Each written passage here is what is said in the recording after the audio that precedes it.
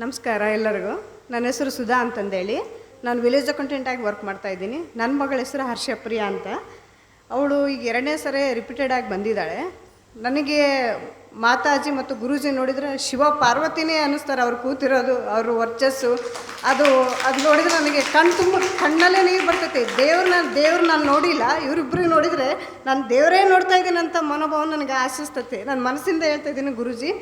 ಮತ್ತು ನನ್ನ ಮಗಳು 10 ದಿನದ ನನ್ನ ಬಗ್ಗೆ ಇದ್ರು ಗಾಂಧಾರ ವಿದ್ಯೆ ಕಲೆ ಬಗ್ಗೆ ಹೇಳಬೇಕಂದ್ರೆ, ನನ್ನ ಮಗಳು ಇಲ್ಲಿ 4:15 ಹೇಳ್ತಿದ್ಲೇನ, ನಾನು ದಿನ ಮನೇಲಿ 4 ಗಂಟೆಗೆ ಎದ್ದೇಳ್ತಾ ಇದ್ದೀನಿ. ಇಲ್ಲಿ ಬಂದ ಮೇಲೆ ನನ್ನ ಮಗಳು ವೀಡಿಯೋ ಎದ್ದ ತಕ್ಷಣ ನನ್ನ ಮಗಳು 4 ಗಂಟೆಗೆ ನಾನು ಕೂಡ ಅಭ್ಯಾಸ ಮಾಡ್ಕೊಂಡಿದ್ದೀನಿ. ಕಂಟಿನ್ಯೂಸ್ 9 ದಿನದಿಂದ ಬೆಳಗ್ಗೆ 4 ಗಂಟೆಗೆ ಎದ್ದಿದ್ದೀನಿ. ಮಕ್ಕಳು ಎದ್ದೇಳ್ತಾರೆ, ನಾನು ಯಾಕೆ ಎದ್ದೇಳಬಾರ್ದು, ಅವ್ರು ಅಲ್ಲಿ ಮಾಡಲಿ ನಾನು ಇಲ್ಲಿ ಮಾಡಲಿ ಅಂತಂದೇಳಿ ನನಗೆ ಗೊತ್ತಿರೋದು. ನನಗೆ ಗುರುಗಳು ಯಾರೂ ಹೇಳ್ಕೊಟ್ಟಿಲ್ಲ ಯೋಗ ಧ್ಯಾನ ಅದೆಲ್ಲ. ನೀವೆಲ್ಲರೂ ಇದ್ದೀರಲ್ಲ, ಪುಣ್ಯವಂತರ ಮಕ್ಕಳೇ ನೀವೆಲ್ಲರೂ. ಗಾಂಧಾರ ವಿದ್ಯೆ ಕಲಿಯೋಕ್ಕೆ ನಿಮಗೆ ಅವಕಾಶ ಸಿಕ್ಕಿದೆ, ನನಗೆ ಅವಕಾಶ ಇಲ್ಲ. ನಾನು ಅವಕಾಶನೇ ಇಲ್ಲ, ಏನು ಮಾಡ್ತೀರಿ? ಹೌದಾ? ವಯಸ್ಸಿದ್ದಾಗೆ ಯಾವ ಟೈಮಲ್ಲಿ ಏನಾಗಬೇಕೋ ಅದು ಭಾಗ್ಯ ಎಲ್ಲರಿಗೂ ಸಿಗಲ್ಲ, ನಿಮ್ಮೆಲ್ಲರಿಗೂ ಸಿಕ್ಕಿದೆ, ಒಳ್ಳೆಯದಾಗಲಿ. ಮತ್ತು ನನ್ನ ಮಗಳು ಆಕೆ ಯಾರ ಜೊತೆನೂ ಬೆರಿತಾ ಇರಲಿಲ್ಲ, ಅಳುಬುರ್ಕಿ ತುಂಬ ಅಳುತ್ತಾಳೆ, ಸ್ವಚ್ಛತೆ ಇದ್ದಿಲ್ಲ ಅವಳಿಗೆ, ನೀಟ್ನೆಸ್ ಅನ್ನೋದೇ ಇದ್ದಿಲ್ಲ.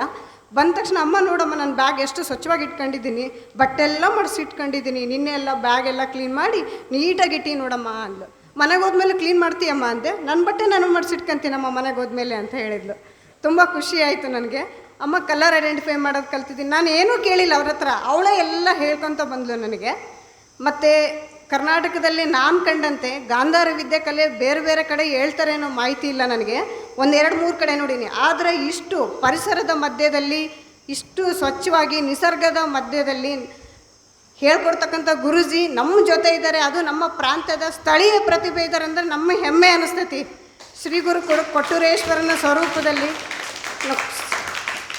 ಶ್ರೀ ಗುರು ಕೊಟ್ಟೂರೇಶ್ವರ ಯಾವ ಥರ ಭಕ್ತಾದಿಗಳನ್ನು ಕಾಪಾಡ್ತಾನೆ, ಬೇಡಿದ್ದನ್ನು ವರವನ್ನು ಹೆಂಗೆ ಕೊಟ್ಟು ಕಾಪಾಡ್ತಾನೋ ಅದೇ ರೀತಿಯಾಗಿ ನಮ್ಮ ಗುರೂಜಿಯವರು ಕರ್ನಾಟಕದಂತ ದೇಶಾದ್ಯಂತ ಎಲ್ಲ ಮಕ್ಕಳಿಗೂ ಇದು ಒಂದು ಒಳ್ಳೆಯ ವಿದ್ಯೆ.